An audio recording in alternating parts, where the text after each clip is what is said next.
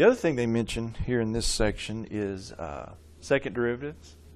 And like I said, very analogous to second derivatives of just regular functions.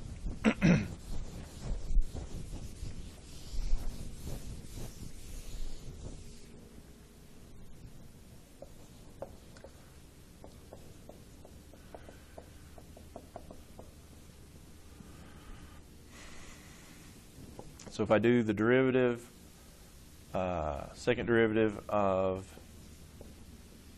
r prime, second derivative of r vector,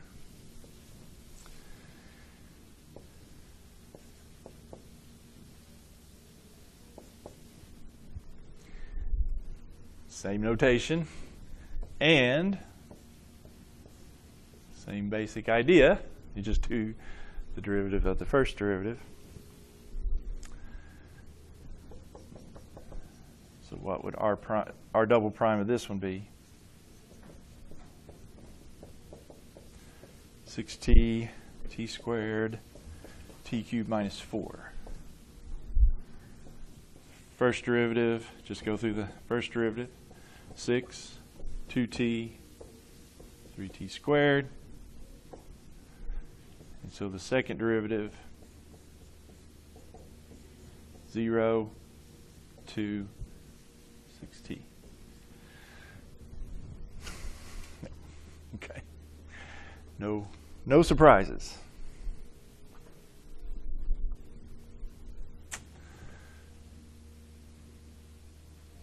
All right.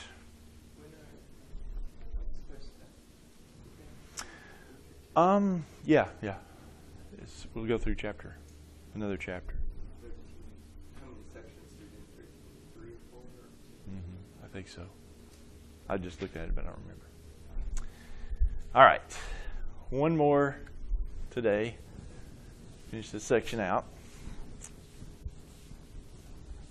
That is the integral.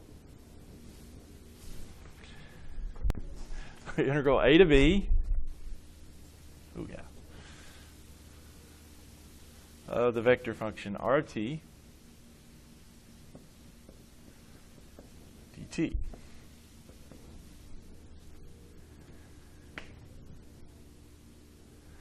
And they do use the IJK on these for whatever reason. So it's a to b. So we just do the integral of the first component.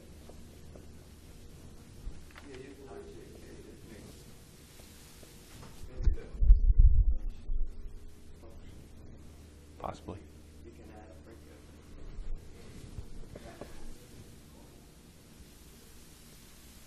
Yeah. Plus the integral a to b g of t, j, plus the integral a to b h of t, dt, times the k.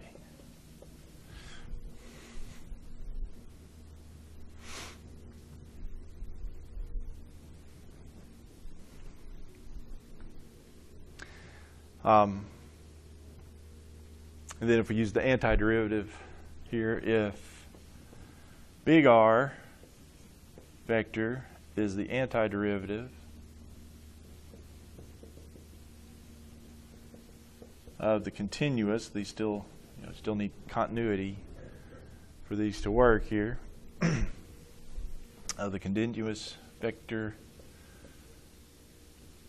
function little r of t,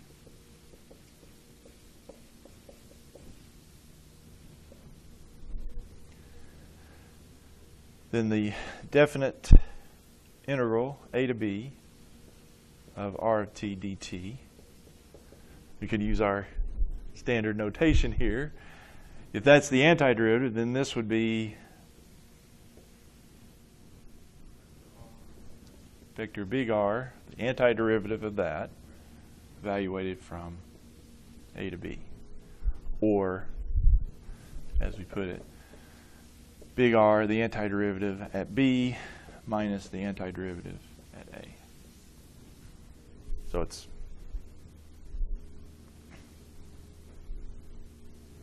all the same, just using vector vector notation.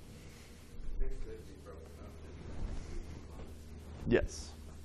And it does come out, your integral does come out to be another vector. So that's the difference, I guess, between the definite integrals we found before. We came out with a scalar. These are just to be a vector value.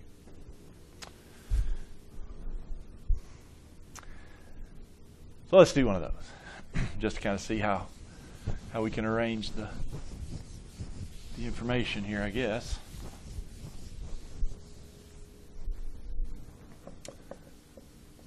So for the vector r, function r, 2 cosine t I plus sine tj plus 2tk.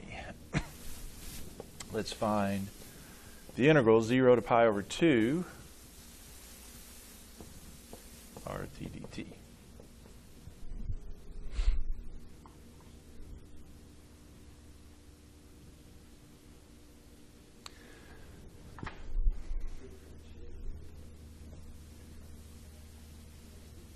Yep. So the integral is 0 to pi over 2 RT dt.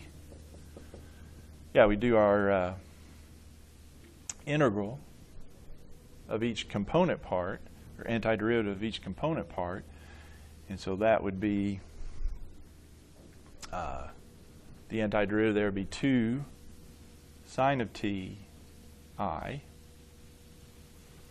The antiderivative there would be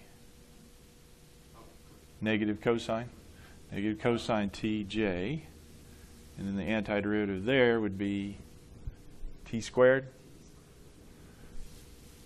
Be 2t squared divided by 2, so that'd be just t squared k. I was going to say I, J, and K constants. Huh? Constants. IJK? That's right. They're vectors. This is the what, 1 0 0 vector. And so yeah, you're still getting a vector out of this. It's not going to be a scalar amount. But you don't have to Yeah, you're just doing the antiderivative of this. Yeah, just the antiderivative of this. I didn't write out the full notation, but you're just doing the antiderivative of this times the I vector, the antiderivative of that times the J vector. Yeah, it's not, you're not having to think about, well, that's a product, so how do I get, no, it's just, and so then you just plug in t. Sorry, the definition says that it's just antiderivative. Mm-hmm. Yep. Function. Yep. All right, so it'd be 2 times the sine of pi over 2, is that 1? I minus cosine of pi over 2, that would be 0j, and then pi over 2 squared k,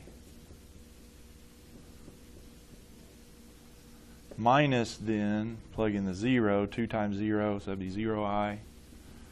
Cosine of 0 is 1, so it'd be minus 1j, and 0 squared, so it'd be 0k. So what do we wind up with? 2i minus 0i, still 2i. 0j plus j, right? So it'll be plus j. And then pi squared over 4 plus 0, so it'll be pi squared over 4. So it worked out pretty nicely there. So yeah, your integral of a vector, definite integral of a vector turns out to be another vector.